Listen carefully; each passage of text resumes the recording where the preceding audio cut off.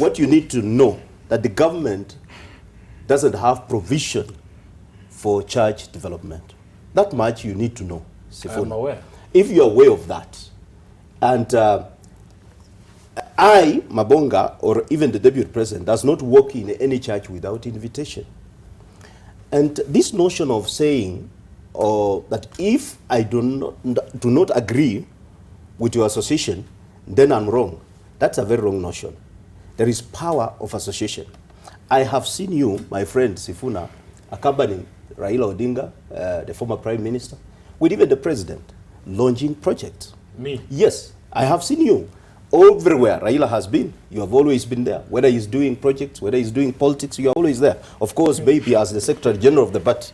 But again, if my association with the deputy president, and then you want to demonize that, and that I don't think that is right, because you have also to have room for others' views, so that we work together and we see where the country Did is he going. talk about your association Yes, with the deputy president? Of course, he said that I seem not to know what I'm doing. I was surprised. As a member of parliament. The church doesn't have provision for development, and that is why whenever we are invited, we step in to assist. But do you agree that if we empowered the community in a manner that they are able to contribute to building the churches? Absolutely. Without there is the need no from doubt external? about that. So then why don't we go and do this from the ground? Why do we have to call? Yes. But if it's not yet there yet, the government in place, as much as they are trying, yes, you walk around this country, you will see some development, especially in infrastructure. You will see some development. And we are not denying that there is corruption.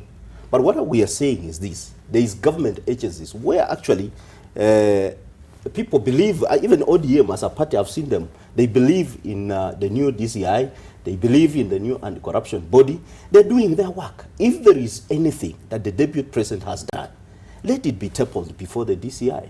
Let it be tabled before the anti-corruption. They will take it up. That is all that we need. But you wake up today and you demonize everything that somebody is doing. It's not right. Okay. Now, when you ask me whether the deputy president is working with the people he's supposed to work with, I sit with the deputy president, my friend Ken. I talk to the deputy president. He has never complained to me. And even in public, you've listened to him. He has never complained that he has issues with the president. So if somebody with a sound mind, he has not complained, why should I come here on this? Does it need to complain if the president says no politicking, and we see the deputy president in political rallies, whichever you want to call them? Is that not complaining about his boss or protesting about what the boss says? Do you think President Uhuru is unable to address his deputy? Do you think so?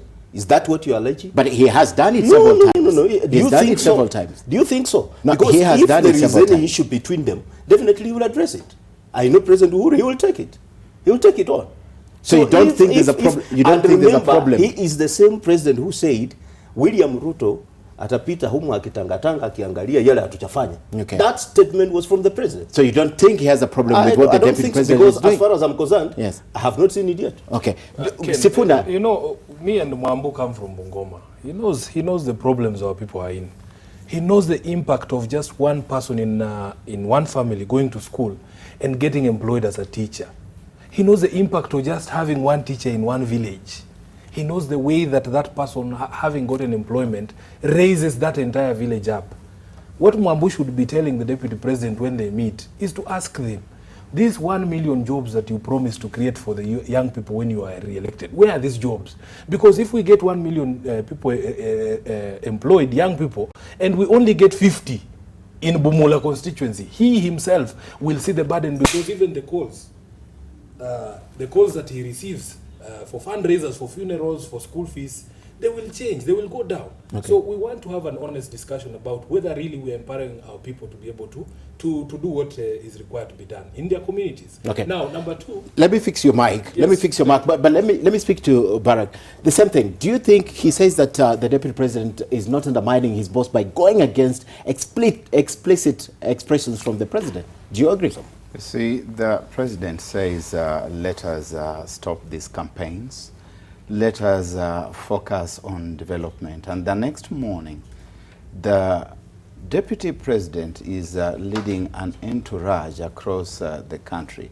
Is gallivanting from one corner of the country to the other with his troops in tow. And there's nothing that we are really seeing of all this apart from the vitriol that goes with it, apart from the tantrums such as we have had yesterday. We have seen certain projects being launched and relaunched and relaunched. Certain roads in Western Kenya, for example, have been relaunched about 5, 6, 7, 8 times. And you start wondering what is so important about this road that it must be launched 10 times by the same person. And the only memorable thing that lingers after that event is the sheer vitriol that went with it. To the extent that the president goes back to his backyard and he's constrained to tell the people there that I'm now getting fed up with these people whom I've been telling to stop these things, and I want to tell them that I'm not their little boy, I'm going to sort them out. So there is a clear rebellion, there's clear recalcitrance, that we have got people who refuse to admit that there's a challenge here. You see, when URP and TNA got into this compact, they were kind of like people who got inside a room or a house, and they instructed the Masons to block all entries, all openings into and out of that thing. And so they are enclosed in this thing in which they are suffocating, in which they are sweating. But they can't find a way out of it. Does not even have washrooms, yes. In which they are doing everything that needs to be done, and they cannot get out of it. Okay. So they have gotten to a point where they are now fighting with the walls. And through certain pinholes in those walls, they are now seeing other people outside, and they're saying that you are the ones who are responsible. And I think that if they are not careful, by the time they are done with this room, with this building in which they are, it will come down. Crumbling. And the obvious question then is Jubilee split? There is Jubilee, let's borrow from South Sudan. You know, South Sudan has got SPLM-IG and SPLM-IO. SPLM-IG is SPLM in government, and SPLM-IO is SPLM in opposition. Okay. And so there is Jubilee-IG around President Kenyatta, and there's Jubilee-IO around Deputy President William Ruto. So Sifuna, ODM has been accused for splitting Jubilee, and this is not my sentiments. It's been expressed several times by leaders inside Jubilee. Mwingine alikuja hapa, you know, all that has been said. It's a bit crazy, and we don't want to respond to the musings of crazy people because it has no. But it's your work to respond to everything. This is what I'm saying. Yes. I am saying that as a policy, ODM does not interfere with the internal workings of other political parties. Okay. And especially now that I am a vice chair of an inter-party dialogue group, really, I don't want to say... And I voted for him. And he voted for me, for which I'm eternally grateful. What I want to say is this, the problems are internal, and they should look at them. The foundations of Jubilee, what was it built on? You see, if you have no strong ideological foundations on which you build a party, then once those fissures begin, it will be very difficult to stick together. I want to say just one final thing on harambees. You see, the reason why we raise all this furor, Ken, is very simple. Most of these people are public officers. We know how much they make. We know how much they receive every month. So it raises questions when we see them donating 10 times what they receive. But you're assuming they don't do business. Yes, I know.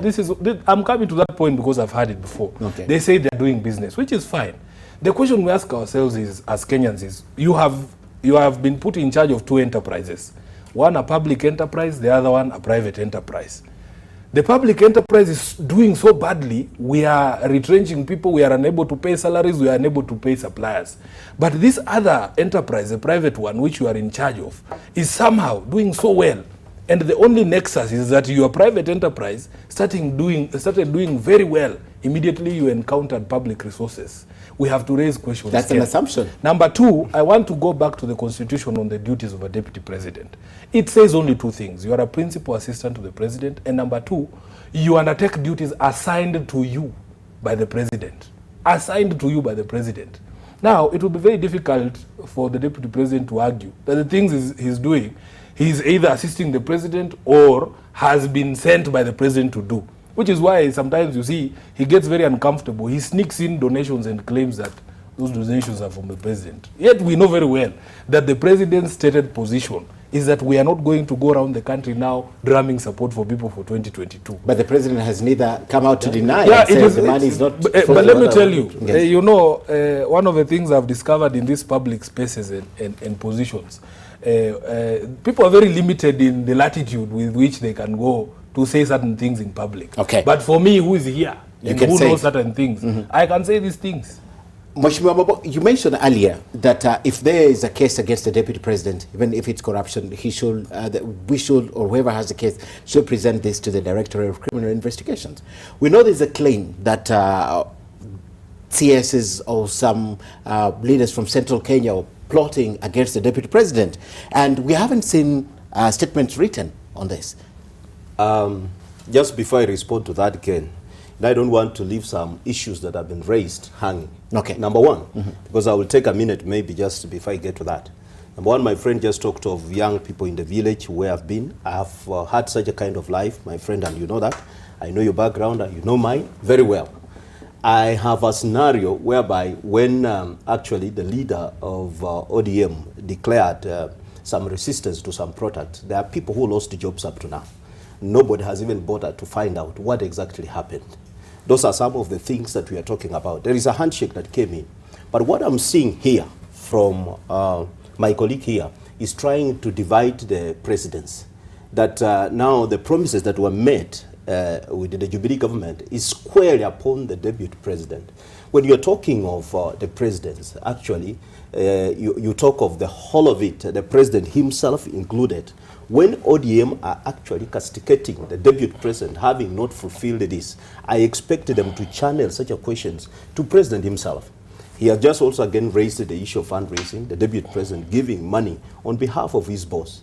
Actually, if the deputy president has given money, not in secret, in public, where everybody is watching in the national media, and your boss has not denied, what that does what affect you, my brother Sifuna? It doesn't affect you in any way, because the boss has not denied. Who knows, maybe he sent him. Or you want, when the president is delegating duties to deputy president, to inform Sifuna, the Secretary General of ODM, that today I'm sending William somewhere, that you need to be aware of this. That is not, that should not be actually the basis of argument. Okay. And then secondly, but it happened once when it he has happened. It has happened in When he went to the Hague, he told us now he has left the country. yes, Yeah. that is something different, my friend. It's not a harambe that you come to the public. Secondly, you've talked of assassination allegations. Yes. And I remember in the opening remarks, Barack Muruka mentioned of, we have actually a history of people being assassinated in this country. We can mention them from JM up to maybe the other just recently, even Mbai was just murdered the other day. So they are there. And you remember on a national media, somebody talked of the deputy president will not be there in 2022. And actually he said it, not once. And people have been saying it. So when in terms of being in the ballot or in terms of being eliminated? That one now I don't know. But the issue here is when an allocation has been met, you see, it's the responsibility of the investigative agents to ensure that they inform Kenyans what is it all about. What I want to tell you is this. One, I have not had the deputy president complaining openly. Honestly, I have not seen. And secondly, there is a fact that the cabinet secretaries were in DCI recording the statement. But one thing, the other day I just read on the newspaper that now it has been narrowed down to the communication officers of the deputy president. It's actually the DCI or the anti-corruption, those fellows who are investigating the case, to come and tell Kenyans that we summoned the head of communication, be it the secretary of the director of communication, in the office of the deputy president, and he has refused to come up. Ken, we are making allocations here as if some people stay in heaven or on the moon. What is wrong with you just establishing the facts about it and bring it on the table? But an allocation of assassination on somebody's life should be taken serious. Especially a person of the deputy president. A president. person of a deputy, even just not a person of the deputy president, anybody in this country, life is so precious. And if there was somebody who wanted just to get a political mileage out of it, still the investigation has to be done and somebody must be held accountable for that.